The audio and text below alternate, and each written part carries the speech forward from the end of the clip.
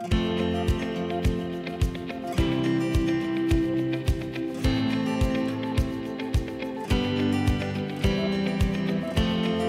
continuons cette journée avec cette table concernant les professionnels, les structures et les outils pour soutenir l'entourage des personnes porteuses du syndrome. Au cours de cette table ronde, nous allons aborder l'importance de l'environnement, car c'est l'environnement qui induit la notion de handicap, ou qui le gomme également. Et au travers des différentes possibilités d'accompagnement que nous allons vous exposer, tant en milieu ordinaire qu'en milieu spécialisé, nous allons voir que le handicap peut disparaître malgré la présence de la maladie rare. Pour cela, il est nécessaire de considérer en globalité le parcours de vie de l'enfant au fil de son évolution et de son avancée en âge, d'avoir confiance également dans les orientations spécialisées et ne pas considérer comme des échecs, mais comme des opportunités au sein de ce parcours de vie. Et puis parfois, également s'autoriser en tant qu'aidant une pause dans le parcours. Nous souhaitons vous ouvrir le champ des possibles et vous valoriser, vous encourager à positiver, vous aider à relativiser. Pour cela, nous devons avoir conscience des limites de nos enfants, les aider à trouver la place qui est la leur dans notre société et également connaître en amour ce qui existe et ne pas trop le mettre en place tardivement.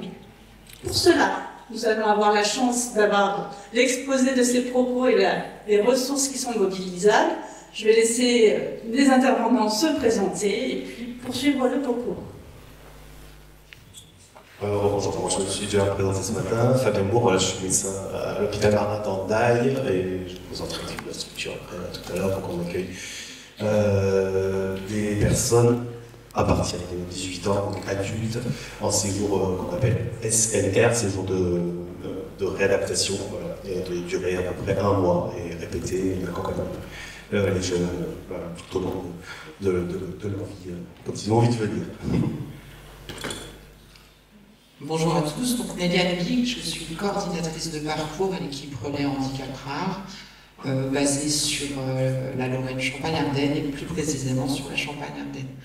On vous expliquera, on a un petit stand après plus les missions des équipes Relais si vous voulez venir nous voir.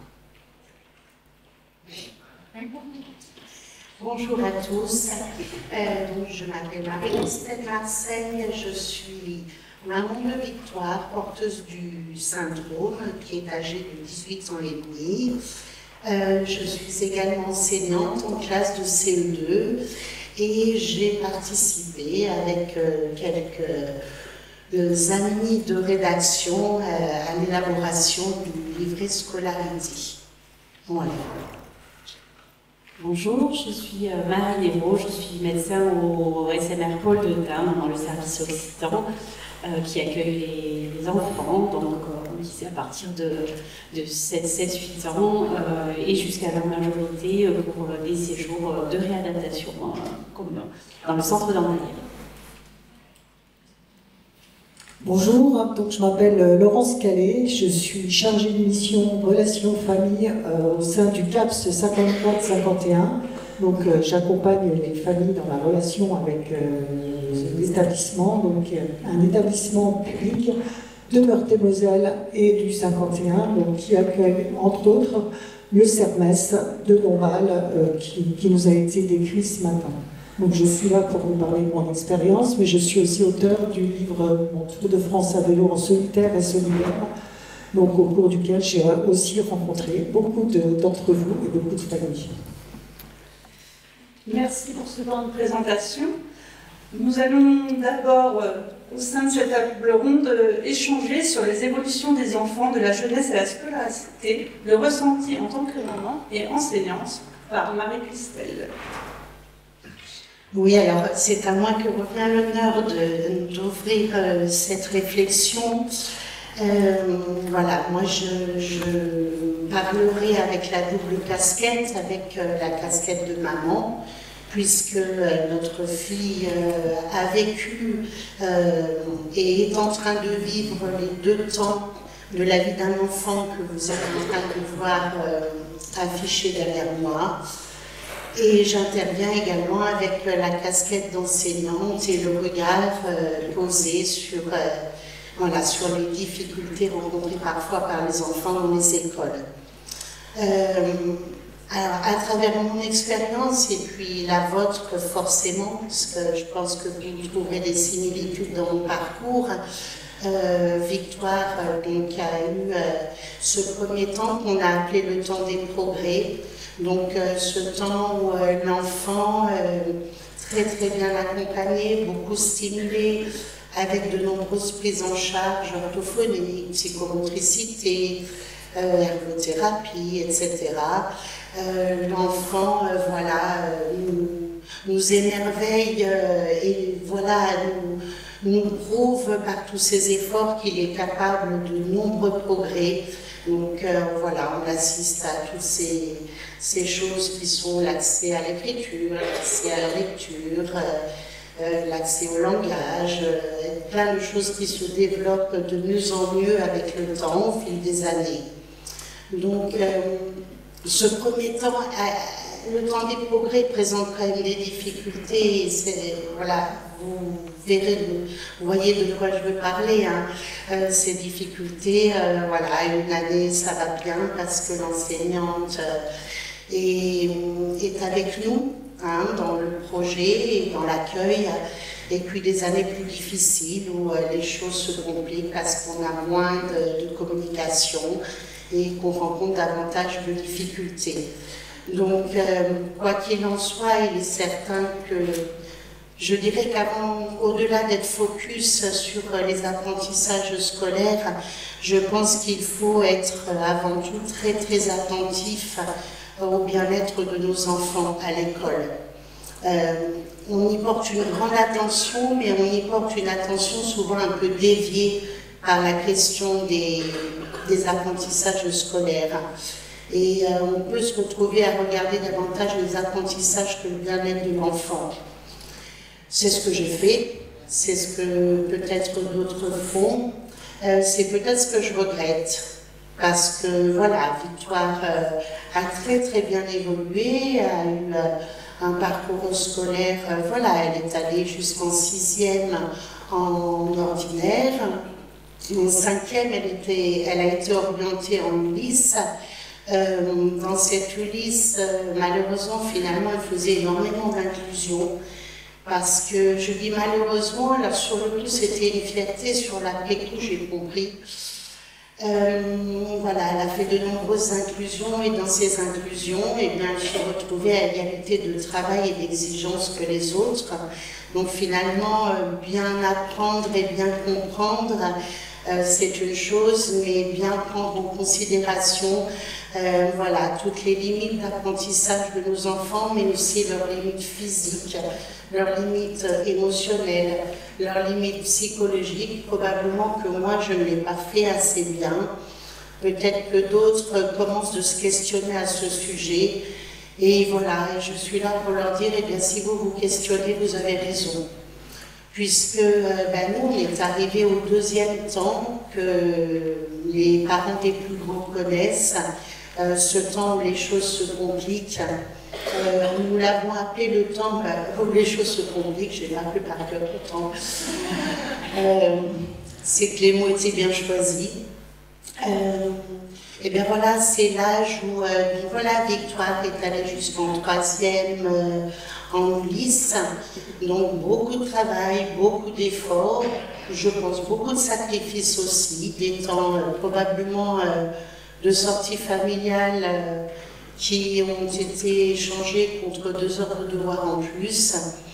Elle a ensuite intégré un CAP en horticulture, qui se passait très très bien au niveau des résultats, peut-être un peu moins bien au niveau de la pratique, puisque voilà, trop lente, pas assez productive. Voilà, donc la réalité du monde du travail, puisque là c'est un CAP ordinaire, nous a bien explosé au visage, et puis il n'y a pas que ça qui a explosé, il y a Victoire. Donc, quand on parle du temps où les choses se compliquent, je crois que les parents des grands sont passés par là. Moi, je le découvre et je ne m'y attendais pas. Et j'ai appris qu'il fallait s'y attendre. Donc, nous, ça a explosé d'autant plus fort qu'on n'a pas vu venir. Donc, Victoire était très scolaire, très studieuse, très sage, pas de troubles de comportement, pas de troubles alimentaires.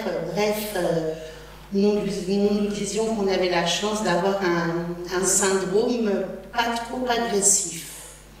Finalement, c'était l'eau qui dormait, puisque après des années d'efforts, des années de tension interne, elle est partie en dépression très sévère, dans laquelle elle est depuis 2 ans, disant qu'elle déteste son handicap, qu'elle déteste ce qu'elle est, qu'elle déteste ce que l'avenir lui réserve.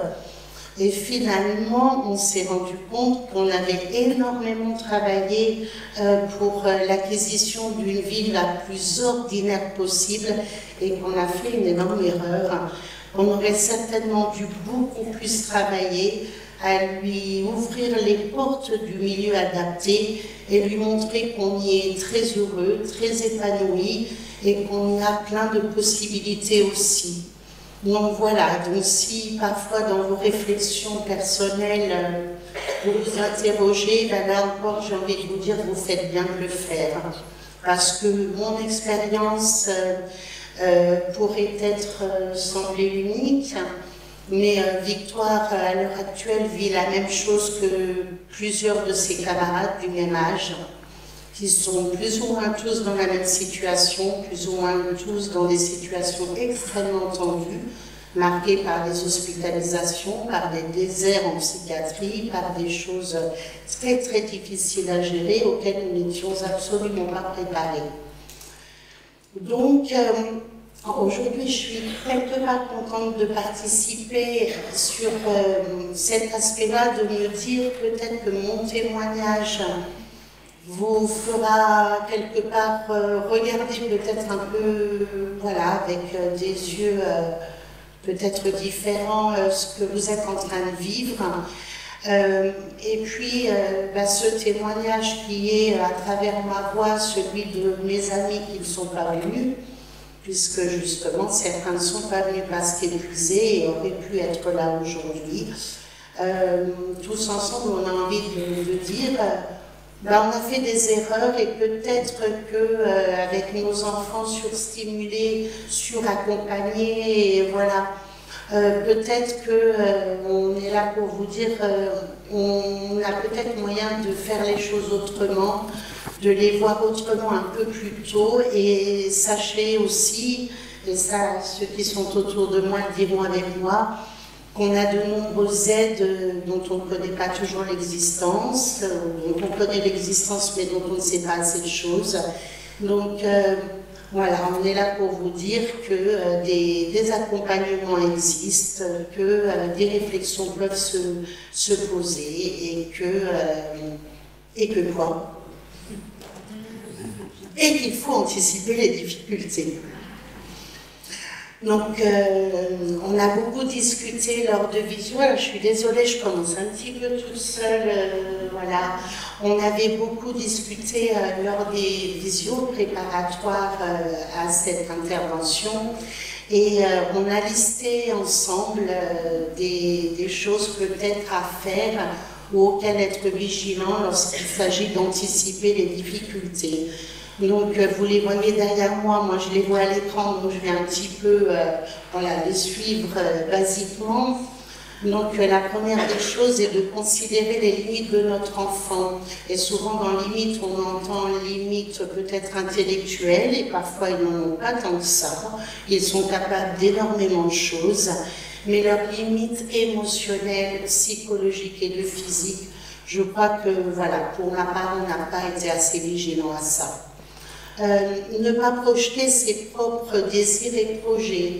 Voilà, je vais t'aider à aller le plus loin possible, je vais t'aider à... Eh bien, juste en dessous, il est écrit, lui donner la parole et le choix. Est-ce que lui, vraiment, il a tant ça envie d'aller là-bas, d'aller aussi loin, de faire tous ses efforts? Est-ce que c'est vraiment ce que lui veut? l'aider à trouver sa place, lui montrer qu'il y a du bonheur partout et le bonheur peut être caché là où on ne s'y attend pas et qu'il ne faut se fermer aucune porte parmi celles qu'on a autour de nous. Il faut s'informer sur les difficultés info-adultes. Mon mari et moi, nous ne l'étions pas. On ne soupçonnait pas, ou en tout cas on ne réalisait pas, je ne sais pas, on a fait un déni peut-être. Ça, j'y réfléchirai en rentrant à la maison ce soir. Voilà, je pense que pour les parents des enfants les plus jeunes, peut-être, l'idée n'est pas de se faire peur, l'idée c'est d'être informé. De se dire, mais leur fragilité à l'époque hormonale de l'adolescence, leur fragilité à l'époque où on va lui dire tu dois être orienté, tu dois abandonner cette idée, voilà, comment aider mon enfant à faire face à ça quand ça arrivera. Être informé précocement et précisément sur les orientations, voilà, quand on est parent, parfois commencer d'y réfléchir et se dire c'est pourquoi pas. Ben, c'est un premier pas qui va aider à votre enfant à être bien lui aussi ensuite. Développer une vision positive des orientations spécialisées. Moi, cette vision, je ne l'avais pas. Enfin, j'avais une vision très très positive, mais j'avais l'impression que ce n'était pas pour ma fille, et pas de façon négative. Hein. C'est que je me disais, elle apprend bien, donc pourquoi il y aurait besoin? Et en fait, avec du recul, je me dis, bah si, les besoins, ils étaient multiples et je ne les voyais pas. Et peut-être qu'elle en aurait moins bavé, qu'elle aurait fait moins d'efforts et qu'elle serait moins gravement dans la dépression aujourd'hui si elle avait moins forcé. Inclusion, exclusion, la chasse aux idées reçues. Alors, on parle souvent d'inclure les enfants à l'école, inclure les enfants, les personnes dans la société. Alors finalement, ce qui m'embête un peu et ce qui nous a embêtés dans cette histoire, c'est qu'on parle toujours d'inclure la personne en handicap dans le monde des personnes qui n'ont pas de maladie. Mais finalement, on peut tout à fait se retrouver dans un monde qui est le nôtre et être en exclusion totale. Je peux ne pas avoir de handicap et être exclu du milieu où je me trouve. Donc on peut être exclu dans un grand groupe qui semble être le nôtre. Et on peut être inclus de façon tout à fait honorable et épanouissante en étant en milieu spécialisé, en prenant part à la vie culturelle de nos pays, en prenant part aux manifestations qui se déroulent autour de nous. Donc être inclus, ce n'est pas forcément aller dans un milieu qui est différent du nôtre. Être inclus, c'est vivre dans ma vie à moi, à ma façon à moi, et en étant le plus épanoui possible avec des personnes avec lesquelles je me sens bien. Donc la notion d'inclusion-exclusion est peut-être parfois à mettre en perspective. Est-ce que inclure dans un milieu qui n'est pas le mien, est-ce que ça va réellement me rendre heureux? Est-ce que les autres m'y attendent et est-ce que moi j'ai envie d'y aller? La question peut se poser. Nous, voilà, à l'heure actuelle, Victoire a longtemps dit je ne veux pas aller en milieu adapté. Et aujourd'hui, elle dit je veux absolument un milieu adapté parce qu'au moins ils me comprennent, ils sont comme moi et je me sens inclus. Alors vous voyez finalement. Et puis, je terminerai avec la notion d'espoir parce que souvent, quand on est parent, on a souvent un discours qui dit j'ai l'espoir d'une normalité, j'ai l'espoir d'un travail, j'ai l'espoir d'une vie peut-être comme ci ou comme ça. Et finalement, peut-être que là aussi, on doit creuser davantage notre réflexion. Moi, j'ai eu des espoirs finalement qui n'étaient pas les bons parce que je pense avoir été dans un espoir de conformité.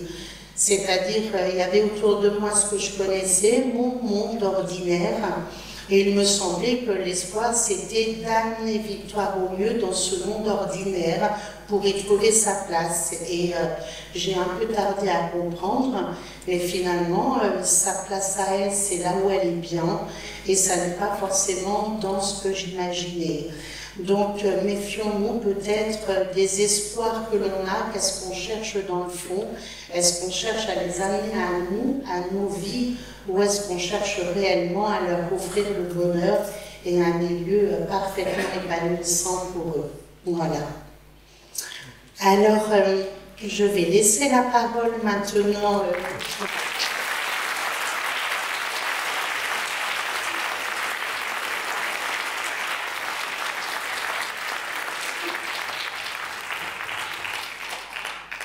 Alors, pour rebondir sur les propos de Marie-Christelle par rapport à vos années de scolarité des enfants, comme tu disais, à un moment donné, soit on est bien accueilli, on a de la communication et tout se passe bien, et l'année d'après c'est un peu plus compliqué. Donc c'est pour ça qu'on voulait aussi vous présenter un peu les ressources qui peuvent soutenir à ce moment-là. Et donc vous présenter les EMASCO, donc les équipes mobiles d'appui à la scolarisation. Donc c'est des équipes mobiles donc, professionnelles forcément qui interviennent au niveau de la scolarité des enfants, que ce soit plus jeunes ou plus âgés, sous la demande en fait, des directions en fait, d'école en règle générale. Elles ne peuvent pas être demandées par les familles directement, il faut que ce soit l'école qui fasse la demande.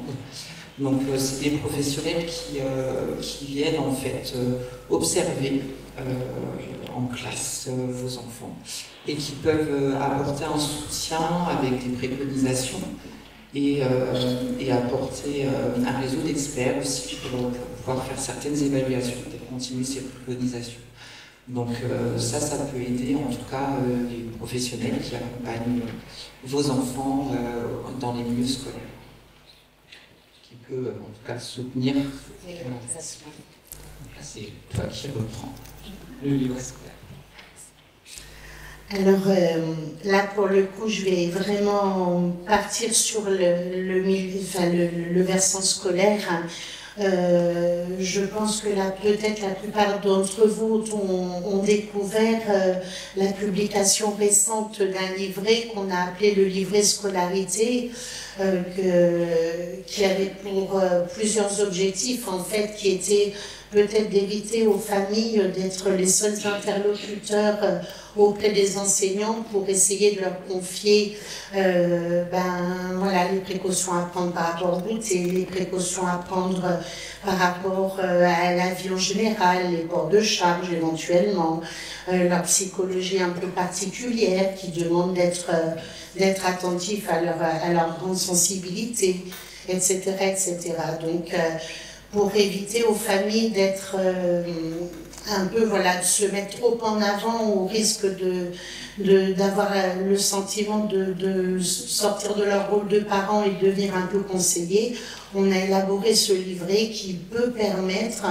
voilà, à l'enseignant de recevoir des informations sur les trois versants, sur la psychologie de l'enfant, sur ses besoins au niveau pédagogique, et puis sur sa vie scolaire en général. Donc on entend par là voilà, la récréation, les passages aux toilettes, s'il y a des corsets, s'il y a des choses, voilà, un peu particulières à connaître.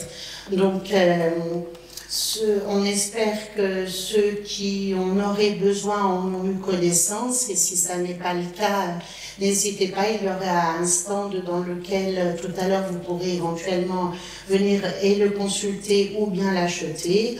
Il est en version numérique sur le site de l'association, et il est également disponible en version papier à la commande ou là tout à l'heure sur le stand.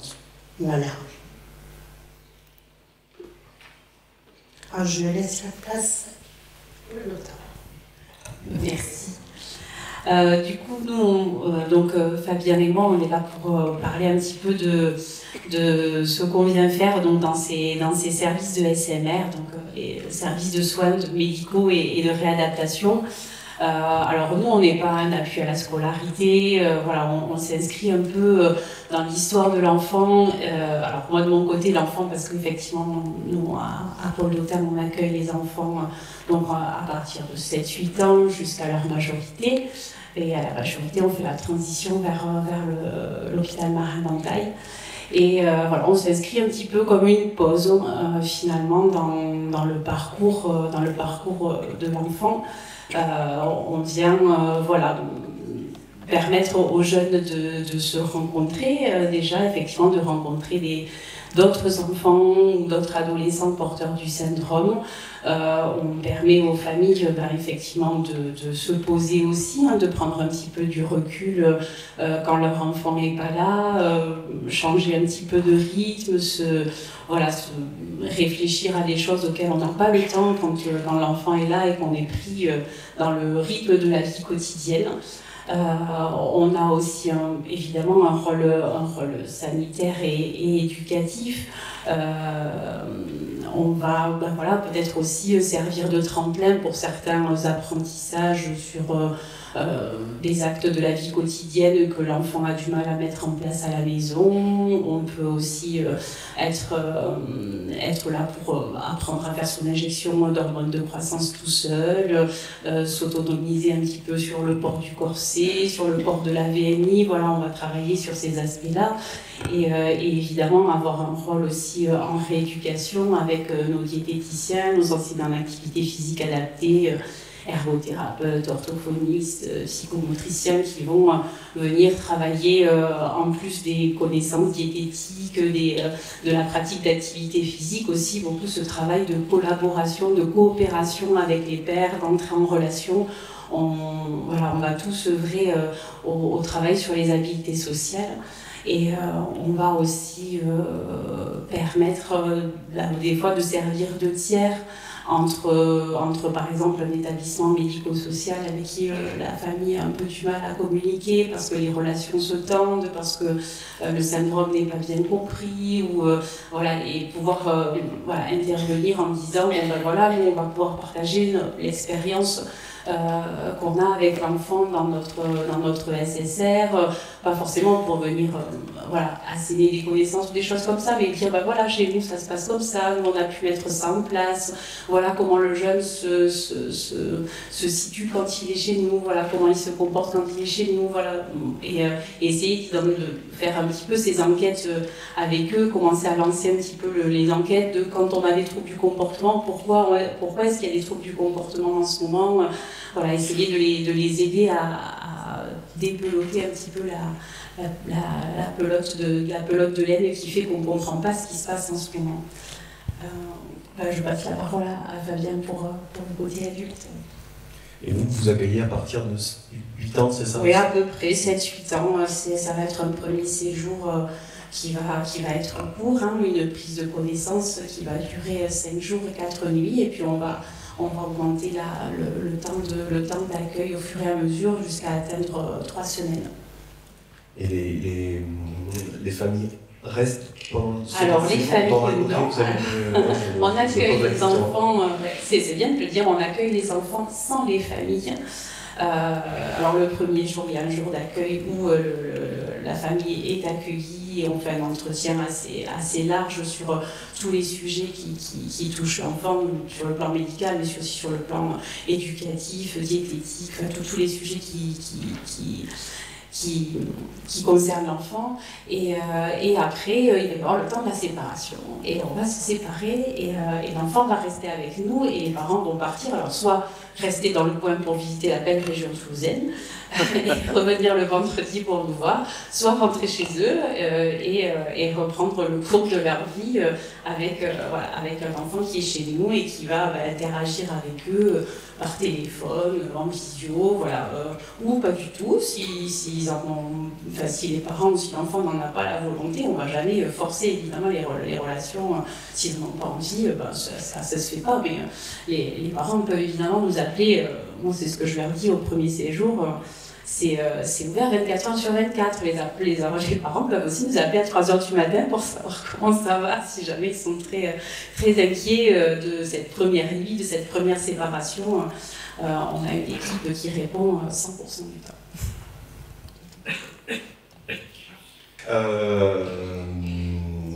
Je reviens sur le centre d'Andaï pour dire que nous on a commencé donc début des années 2000 avec quelques patients, puis maintenant on arrive donc, comme on a dit ce matin, à une quarantaine de lits, avec effectivement plusieurs objectifs. On accueille les patients et on les accompagne tout au long de leur parcours, donc quand ça va moins bien et puis quand ça va mieux aussi, si vous continuez à avoir envie de venir, voilà, et je crois que c'est important que vous ayez un autre endroit où vous vous sentiez bien aussi. Donc là, tu viens de voir à Noël, voilà, c'était important aussi pour toi, je crois. Voilà. On est un hôpital, mais on essaye de faire en sorte que vous ne vous sentiez pas trop à l'hôpital quand vous êtes chez nous, que vous puissiez participer à un grand nombre d'activités, voilà, qui est aussi bien les activités physiques adaptées, tout ce qui est l'éducation thérapeutique, on parle beaucoup du syndrome, on parle beaucoup on parle de nutrition, on parle d'émotions, aussi, c'est des travaux importants, et puis c'est du long cours, on travaille, c'est des choses, voilà. On a des objectifs par séjour, mais on a aussi des objectifs inter-séjours, des objectifs vraiment sur un accompagnement au long terme. On sait qu'il y a des moments où ça va très bien, puis il y a aussi dans le syndrome des moments de rupture de parcours où effectivement il y a un lieu comme le nôtre et comme Pôle d'Autun pour les plus jeunes, où vous avez un endroit où vous êtes accueillis avec des professionnels qui connaissent le syndrome, et c'est important. Voilà. Je ne me pas beaucoup de plus sur Andaï, donc après on fait partie du site du centre de référence Prador, donc voilà. Et on accueille des patients donc, de l'ensemble du territoire national. Pour ceux qui ont plus de questions, je pourrais y répondre peut-être après un peu plus précisément. Voilà. Et ensuite, donc, on accompagne bien sûr les jeunes dans leur projet de vie, et c'est assez important aussi, la séparation, aussi l'apprentissage de la séparation, c'est aussi important, donc ça se fait petit à petit, et ça permet ensuite d'apprendre à aller vers le projet individualisé, ça peut être un foyer, ça peut être un ESAT, ça peut être poursuivre la vie en famille, parce que c'est ce qui va le mieux, c'est ce qui est le plus... Voilà. En tout cas, je pense effectivement dans l'objectif comme vous l'avez dit, de qualité de vie, et de bonheur, finalement, c'est l'objectif, c'est celui-là, de se sentir bien où on est, avec des gens qui savent vous entourer. Là, toi, tu tiens un exemple, voilà, il y a beaucoup de foyers aussi qui fonctionnent très bien en France, il y en a qui fonctionnent moins bien, il y en a en Belgique qui fonctionnent moins bien, d'autres qui fonctionnent très bien, voilà. Il y en a qui en Belgique qui fonctionnent très bien, voilà, là où tu es, c'est vraiment, vous avez une équipe aussi autour qui est formidable, qui sait vous accompagner, on voit que voilà, donc ça peut marcher avec en étant attentif. Et en étant attentif à vos besoins, et voilà. Après c'est des groupes aussi, donc on peut questionner sur le côté, vous êtes entre vous pratiquement que des gens qui ont le syndrome, en tout cas par petite unité, enfin le syndrome, des gens qui ont un petit peu les jeunes qui ont un peu les problèmes à porter, nous c'est ce qu'on fait aussi à Andaï, et c'est une manière de faire, ça permet que vous retrouvez entre vous, c'est aussi quelque chose de ça. Il y a deux unités, mais deux unités qui sont les deux avec des gens qui ont ce syndrome, voilà. Donc comme ce qui se fait à Bombay aussi, donc c'est des questionnements aussi. Voilà. Je crois qu'on laisse la place aux échanges après, et puis la présentation pour les équipes relais.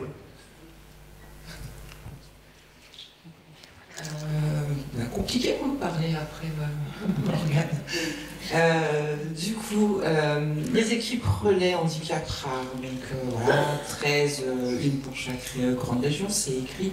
Dans l'idée, c'est que nous, on est appelés dans les moments de vie un peu plus compliqués, dans les parcours de vie un peu plus compliqués de vos proches, pour être une ressource aussi bien pour vous, pour votre proche en priorité, et pour les structures d'accueil, quelles qu'elles soient. Voilà, là c'est marqué les risques de rupture de parcours, mais comme disait Elodie tout à l'heure, l'idée c'est de pouvoir aujourd'hui essayer d'intervenir avant ces moments plus compliqués, de pouvoir soutenir les familles avec des actions conseils, ou soutenir aussi les établissements dans lesquels ils sont accueillis. On parlait des EMASCO tout à l'heure, mais on pourrait aussi nous intervenir pour pouvoir sensibiliser les écoles, où justement, en soutien avec l'association Bras de Rugby France, bien sûr, pouvoir sensibiliser en fait toutes les personnes qui sont autour de vos enfants, et pour éviter justement ces moments plus compliqués. Donc forcément aujourd'hui on est plus dans l'intervention un peu plus soutenue quand il y a ces difficultés, ces situations de risque de rupture de parcours. Donc on intervient sur des actions individuelles avec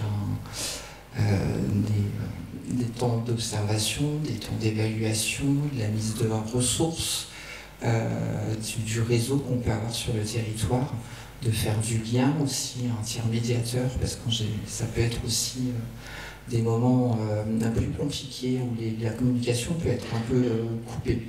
Donc l'idée c'est de pouvoir faire du lien, être là en soutien et essayer de vous apporter un peu les ressources que vous ne pouvez pas peut-être interpeller parce que ces moments sont plus compliqués. Donc dans l'idée, ça serait bien de nous appeler en amont. Où ça serait beaucoup plus facile pour tout le monde et de ne pas être dans des complications. Voilà.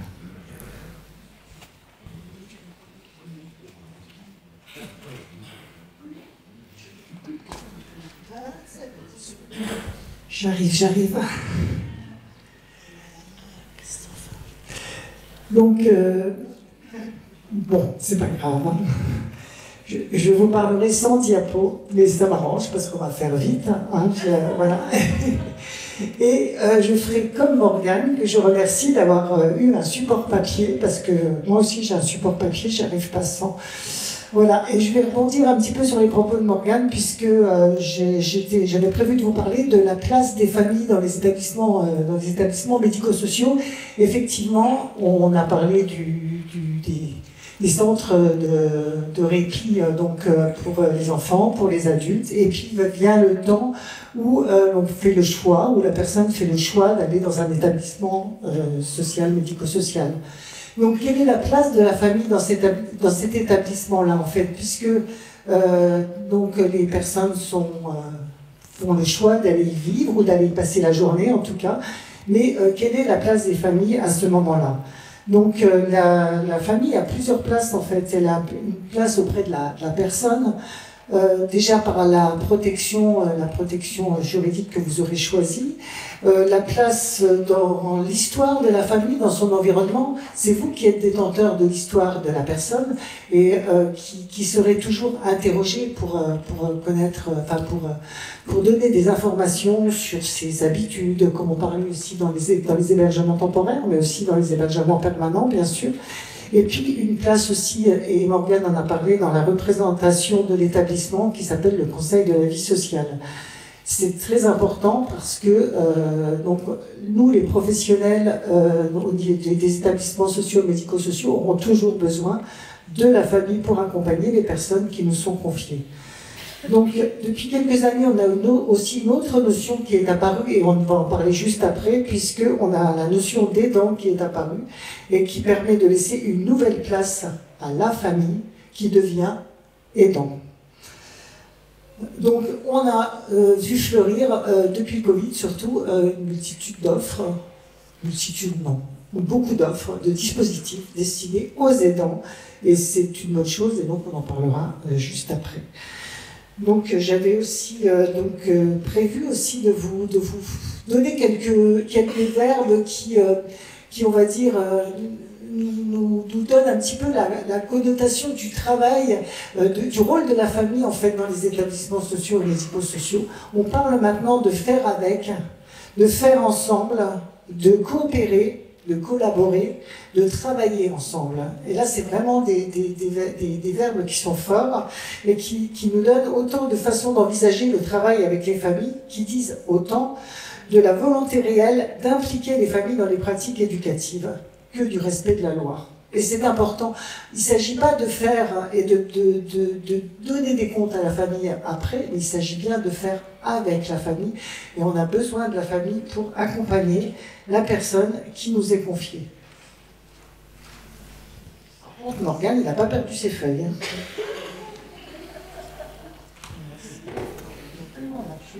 Voilà. Et puis l'organisation.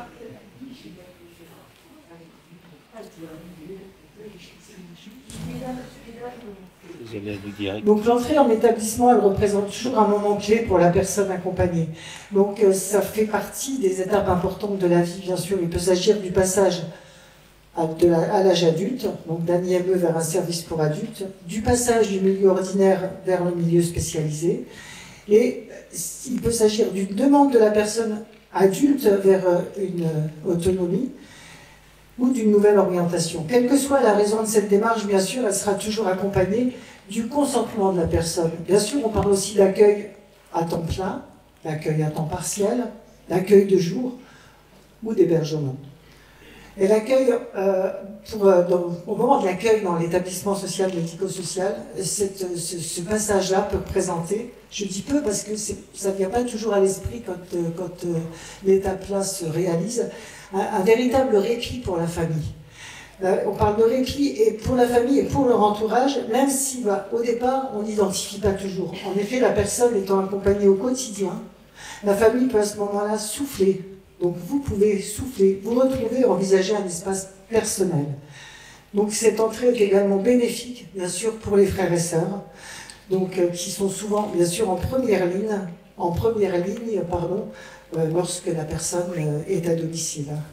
Donc le temps laissé libre est souvent un temps qui peut être utilisé tout simplement pour du repos et puis petit à petit renouer avec des activités personnelles. Et enfin, l'entrée dans un établissement social et médico-social d'une personne atteinte du syndrome de Prader-Willi, et particulièrement quand l'établissement n'est pas, où le service n'est pas adapté uniquement pour ces personnes-là, ça deviendra vraiment aussi une adaptation pour les professionnels qui devront, par l'information vraiment, et par le biais de l'interrogation des familles, prendre en compte toutes les spécificités afin de bien accompagner la personne. Voilà, je m'arrêterai là parce que je crois qu'on est au bout du temps. Et je vous remercie de nous avoir écoutés pour cette troisième table ronde.